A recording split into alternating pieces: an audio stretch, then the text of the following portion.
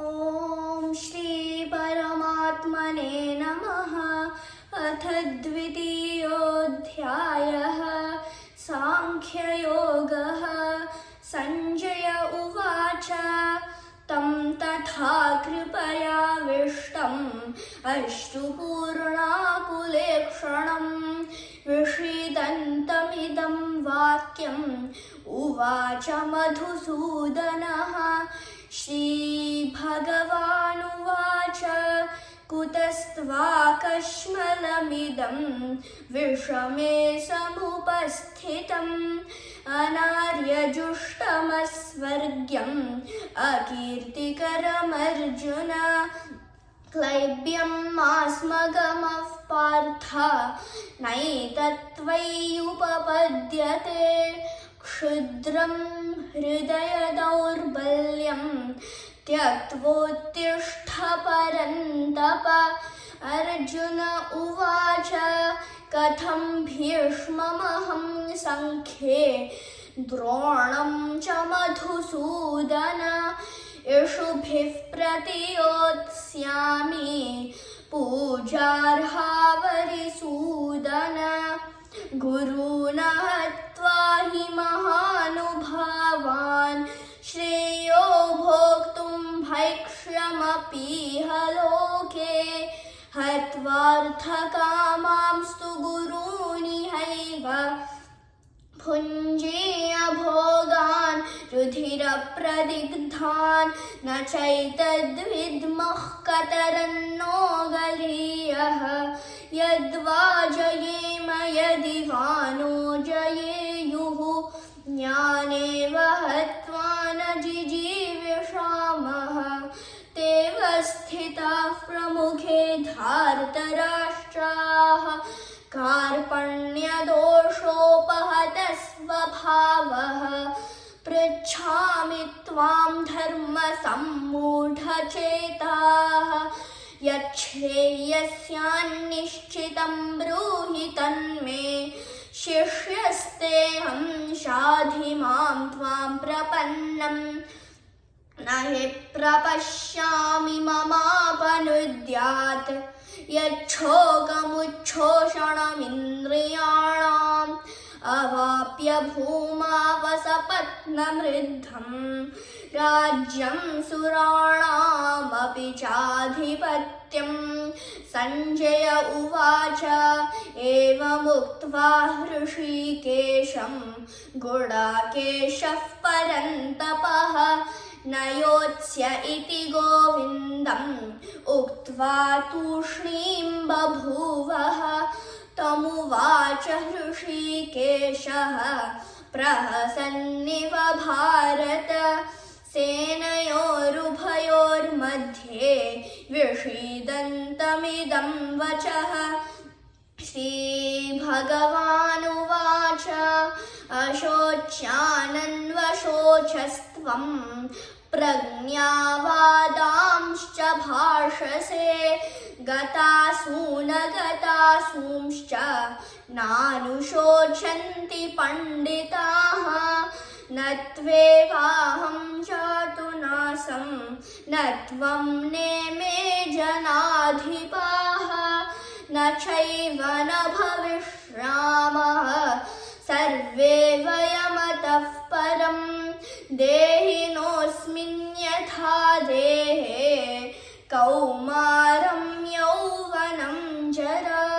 तथा देहान्तरप्राप्तिः धीरस्तत्र न मुह्यते। मात्रा स्पर्शास्तु कौन्तेय शीतोष्ण सुखदुःखदाः। आगमापायिनो नित्याः तां स्थितिक्षस्व भारत। यं हि न व्यथयन्त्येते पुरुषं पुरुषर्षभ। समदुःखसुखं धीरं सोऽमृतत्वाय कल्पते। नासतो विद्यते भावः नाभावो विद्यते सतः। उभयोरपि दृष्टोऽन्तः त्वनयोस्तत्त्वदर्शिनः। महर्षिभिः अविनाशि तु तद्विद्धि येन सर्वमिदं ततं विनाशमव्ययस्यास्य न कश्चित् कर्तुमर्हति अन्तवन्त इमे देहाः नित्यस्योक्ताः शरीरिणः अनाशिनो प्रमेयस्य तस्माद्युध्यस्व भारत य एनं वेत्ति हन्तारं यश्चैनं मन्यते हतम् उभौ तौ न विजानीतः नायं हन्ति न हन्यते न जायते म्रियते वा कदाचित् नायं भूत्वा वा न भूयः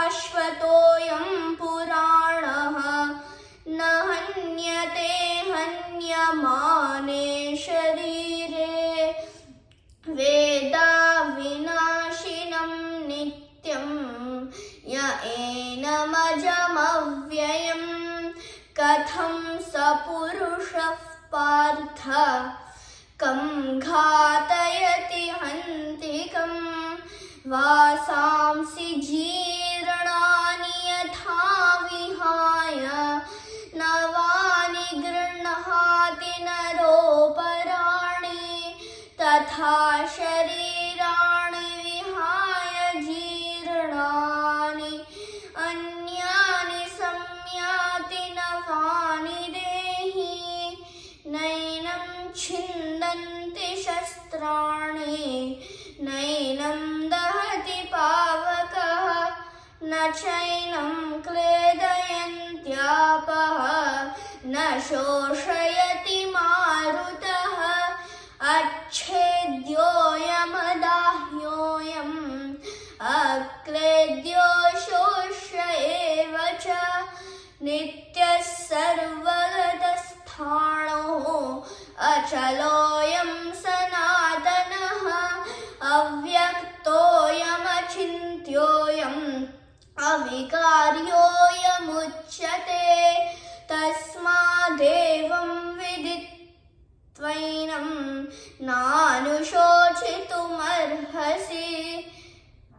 चेत् अथ चैनं नित्यजातं नित्यं वा मन्यसे मृतं तथापि त्वं महाबाहो नैवं शोचितुमर्हसि जातस्य हि ध्रुवो मृत्युः ध्रुवं जन्म मृतस्य च तस्मादपरिहार्येऽर्थे न त्वं शोचितुमर्हसि अव्यक्तादीनि भूतानि व्यक्तमध्यानि भारत अव्यक्तनिधनान्येव तत्र का परिदेवना आश्चर्यवद् पश्यति कश्चिदेनम् आश्चर्यवद् वदति तथैव चान्यः आश्चर्यवच्चैनमन्यः शृणोति श्रुत्वाप्येनं वेद न चैव कश्चित् देहि नित्यमवध्योऽयं देहे सर्वस्य भारत तस्मात् सर्वाणि भूतानि न त्वं शोचितुमर्हसि स्वधर्ममपि चावेक्ष्य न विकम्पितुमर्हसि धर्म्याधियुद्धाच्छ्रेयोऽन्यत् क्षत्रियस्य न विद्यते यदृच्छया चोपपन्नं स्वर्गद्वारमपावृतं सुखिनः क्षत्रियाः पार्थ लभन्ते युद्धमीदृशम् अथ चेत्त्वमिमं धर्म्यं सङ्ग्रामं न करिष्यसि ततः स्वधर्मं कीर्तिं च हित्वा पापमवाप्स्यसि अकीर्तिं चापि भूतानि कथयिष्यन्ति ते व्ययाम् सम्भावितस्य च कीर्तिः मरणादतिरिच्यते भयाद्रणादुपरतं मंस्यन्ते त्वां महारथाः येषां च त्वं बहुमतः भूत्वा यास्यसि लाघवम् अवाच्यवादांश्च बहून् वदिष्यन्ति तवाहिताः निन्दन्तस्तव सामर्थ्यं ततो दुःखतरं नु किम् हतो वा प्राप्स्यसि स्वर्गं जित्वा वा भोक्ष्यसे महीम् तस्मादुत्तिष्ठ कौन्तेय युद्धाय कृतनिश्चयः सुखदुःखे समे कृत्वा लाभालाभौ जयाजयौ ततो युद्धाय युज्यस्व नैवं पापमवाप्स्यसि एषा ते विहिता साङ्ख्ये बुद्धिर्योगे त्विमां शृणु बुद्ध्या युक्तो यया पार्थ कर्मबन्धुं प्रहास्यसि नेहाभिक्रमणाशोऽस्ति प्रत्यवायो न विद्यते स्वल्पमप्यस्य धर्मस्य त्रायते महतो भयात् व्यवसायात्मिका बुद्धिः एकेह कुरु नन्दन बहुशाकाह्यनन्ताश्च बुद्धयो व्यवसायिनां यामिमां पुष्पितां वाचं प्रवदन्त्यविपश्चितः वेदवादरताः पार्थ नान्यदस्तीति वादिनः कामात्मानः स्वर्गपराः जन्मकर्मफलप्रदां क्रियाविशेषबहुलां भोगैश्वर्यगतिं प्रति भोगैश्वर्यप्रसक्तानां तयापहृतचेतसां व्यवसायात्मिका बुद्धिः समाधौ न विधीयते त्रैगुण्यविषया वेदाः निस्त्रैगुण्यो भवार्जुन निर्द्वन्द्वो नित्यसत्त्वस्थः निर्योगः क्षेम आत्मवान् यावानर्थ उदपाने सर्वतः सम्प्लुतोडगे तावान् सर्वेषु वेदेषु ब्राह्मणस्य विजानतः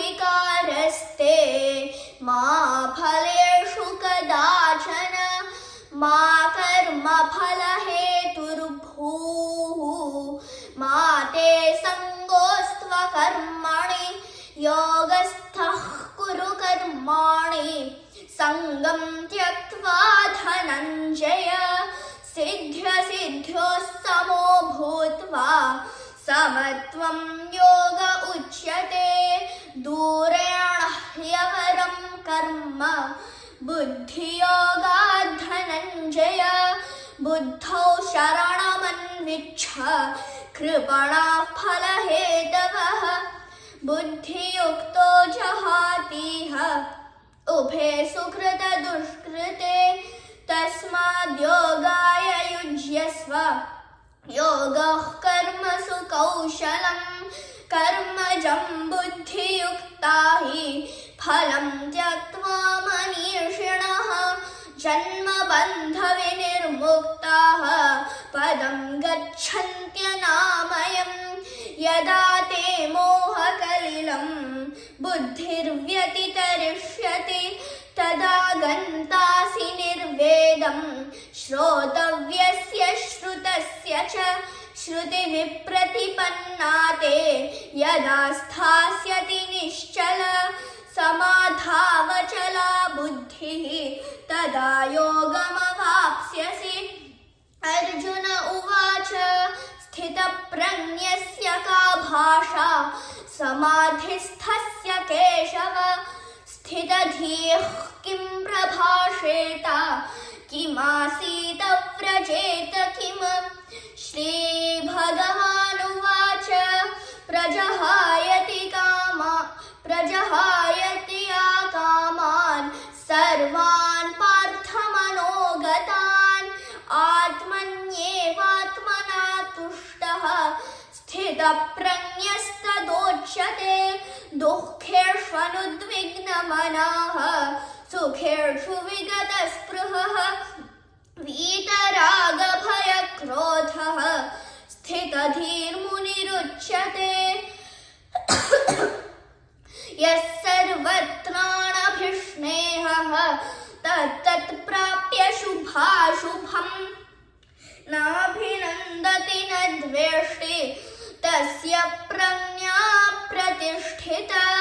यदा संहरते चायं कुर्मोद्गाणेव सर्वशः इन्द्रियाणीन्द्रियार्थेभ्यः तस्य प्रज्ञा प्रतिष्ठिता। विषया विनिवर्तन्ते निराहारस्य देहिनः रसवर्ज्यं रसोऽप्यस्य परं दृष्ट्वा निवर्तते। यततो ह्यपि कौन्तेय पुरुषस्य विपश्चितः इन्द्रियाणि प्रमाथीनि हरन्ति प्रसभं मनः तानि सर्वाणि संयम्य युक्त आसीत मत्परः। वशे हि यस्येन्द्रियाणि तस्य प्रज्ञा प्रतिष्ठिता। ध्यायतो विषयान् पुंसः सङ्गस्तेषूपजायते सङ्गात् सञ्जायते कामः कामात् क्रोधोऽभिजायते क्रोधात् भवति सम्मोहः सम्मोहात् स्मृतिविभ्रमः स्मृतिभ्रंशात् बुद्धिनाशः बुद्धिनाशात् प्रणश्यति। रागद्वेषवियुक्तैस्तु विषयानीन्द्रियैश्चरन् आत्मवश्यैर्विधेयात्मा प्रसादमधिगच्छति। प्रसादे सर्वदुःखानां हानिरस्योपजायते। प्रसन्नचेतसो ह्याशो बुद्धिः पर्यवतिष्ठते। नास्ति बुद्धिरयुक्तस्य न चायुक्तस्य भावना न च भावयतः शान्तिः अशान्तस्य कुतः सुखम्। इन्द्रियाणां हि चरतां यन्मनोनुविधीयते तदस्य हरति प्रज्ञां वायुर्नावमिवाम्भसि। तस्माद्यस्य महाबाहो निगृहीतानि सर्वशः इन्द्रियाणीन्द्रियार्थेभ्यः तस्य प्रज्ञा प्रतिष्ठिता। या निशा सर्वभूतानां तस्यां जागर्ति संयमी। यस्यां जागृति भूतानि सा निशा पश्यतो मुनेः। आपूर्यमानमचलप्रतिष्ठं समुद्रमापः प्रविशन्ति यद्वत् तद्वत् कामायं प्रविशन्ति सर्वे स शान्तिमाप्नोति न कामकामी। विहाय कामान्यः सर्वान् पुमांश्चरति निःस्पृहः निर्ममो निरहङ्कारः स शान्तिमधिगच्छति। एषा ब्राह्मी स्थितिः पार्थ नैनां प्राप्य विमुह्यति। स्थित्वा स्यामन्तकालेऽपि ब्रह्मनिर्वाणमृच्छति। ॐ तत्सदिति श्रीमद्भगवद्गीतासु उपनिषत्सु ब्रह्मविद्यायां योगशास्त्रे सर्वान्